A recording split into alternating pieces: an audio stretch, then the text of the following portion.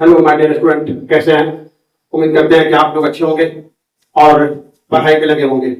मेरे प्यारे बच्चों, मैं आज आप लोगों के बीच क्लास 12 में चैप्टर 3 का लास्ट टॉपिक लेकर के आया हूं और मैं इस टॉपिक को आप लोगों को बताने वाला हूं। ये लास्ट टॉपिक है चैप्टर 3 का, क्लास 12 में चैप्टर 3 का डेवलपमेंट ऑफ जायगोट को मैं पहले बता चुका हूं। आज मैं आप लोगों को बताने जा रहा हूं एम्ब्रियोनिक डेवलपमेंट। ये गर्भ अवस्था में एम्ब्रियोनिक डेवलपमेंट क्या होता है, एम्ब्रियोनिक डेवलपमेंट कैसे होता है, इसमें किन अंगों की उत्पत्ति पहले होती है और बाकी अंग कैसे विकसित होते हैं। तो मैं एम्ब्रियोनिक डेवलपमेंट के बारे में आप लोगों को आज बताने जा रहा हूं। आप लोग इसे ध्यानपूर्वक सुने और इसका लाभ उठाएं। आपको जानकारी होनी चाहिए कि तीसरा चैप्टर का जो समाप्ति का टॉपिक है, और आपको इस बात की भी जानकारी होनी चाहिए कि मैं male reproductive system, female reproductive system, इसके बाद मैं menstruation, head of MC, gametogenesis बता चुका हूं और implantation, fertilisation, implantation, development of zygote के बारे में भी मैं बता चुका हूं। आज मैं आप लोगों को बताने जा रहा हूं एम्ब्रियोनिक डेवलपमेंट। मेरे प्यारे बच्चों, आइए हम जानेंगे एम्ब्रियोनिक डेवलपमेंट होता क्या है और एम्ब्रियोनिक डेवलपमेंट कैसे होता है। तो इसके बारे में आपको बिना देरी का शुरू करता हूं एम्ब्रियोनिक डेवलपमेंट। मेरे प्यारे बच्चों, ये एम्ब्रियोनिक डेवलपमेंट मैं पहले आपको लिख दिया।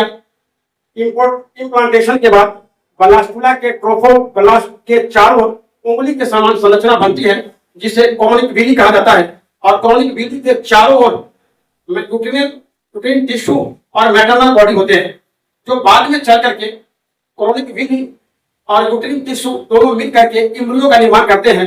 और जो मैटरनल बॉडी होते हैं वो एम्ब्रियो के चारों ओर एक मोटी परत बनाती है जिसे हम प्लासेंटा कहते हैं, हिंदी में अपरा कहते हैं। ये अपरा एम्ब्रियो को चारों ओर से घेरे रहते हैं।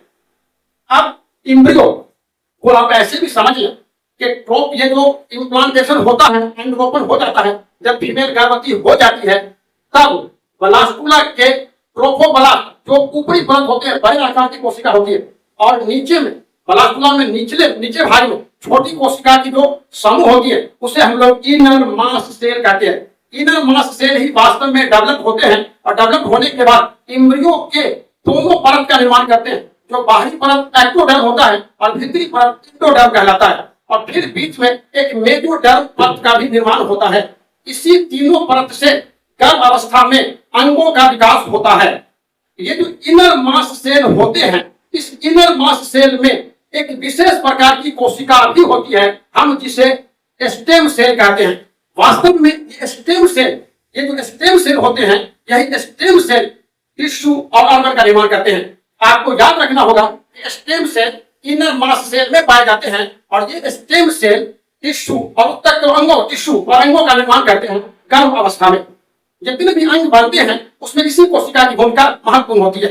अब आइए हम देखते हैं कि भ्रूण अवस्था में तीन परत बनते हैं। एक बाहरी परत होते हैं जो एक्टोडर्म कहलाते हैं, एक भीतर का परत होते हैं जो इंडोडर्म कहलाते हैं, और एक बीच के परत होते हैं जिसे हम मेसोडर्म कहते हैं। मेरे प्यारे बच्चों, इसी तीनों परत से जितने भी अंग बनते हैं, सारे अंगों का निर्माण इन्हीं परतों से होता है। तो आप जान लीजिए कि गर्भ अवस्था में सबसे पहले हार्ट बनते हैं, जो पहले माह के अंत में बन जाते हैं। दूसरे माह के अंत में, गर्भावस्था के दूसरे माह के अंत में उंगली बनते हैं, नाखून उंगली बनते हैं। इसी तरह से अंगों का निर्माण होता रहता है और 12वें सप्ताह के पूर्ण होने पर, मेरे प्यारे बच्चों ध्यान रहे, 12वें सप्ताह के पूर्ण होने पर सारे गर्भावस्था में सारे अंगों का निर्माण हो जाता है।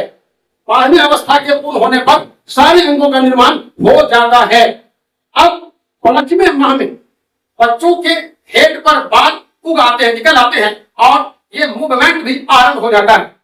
फिर इस तरह से बच्चे का विकास जारी रहता है, और जब 9 माह का गर्भ पूरा हो जाता है तब बच्चे गर्भाशय से बाहर आते हैं। तो गर्भ अवस्था से बच्चे को बाहर आने की क्रिया पार्चुरेशन कहलाता है, प्रसव कहलाता है, पार्चुरेशन प्रसव कहलाता है। प्रसव का परिभाषा हमको देते हैं कि गर्भ अवस्था को पूर्ण होने पर बच्चे को गर्भाशय से बाहर निकल आने की क्रिया होती है, हम उसको प्रसव कहते हैं, डिलीवरी कहते हैं, लेबर कहते हैं। और इस क्रिया में जो सहायक हार्मोन होते हैं उसका नाम रिलैक्सिन है और ऑक्सीटोसिन है।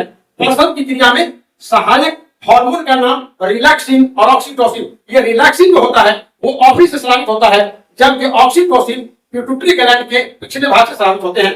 जब प्रसव की क्रिया हो जाती है तब आता है लैक्टेशन। तो जान लीजिए बच्चों, लैक्टेशन कहते हैं बच्चे जन्म के बाद, मेरे प्यारे बच्चों, गर्भावस्था पूर्ण हो जाएगा, बच्चे बाहर आ जाएंगे, मतलब प्रसव की क्रिया हो जाएगी।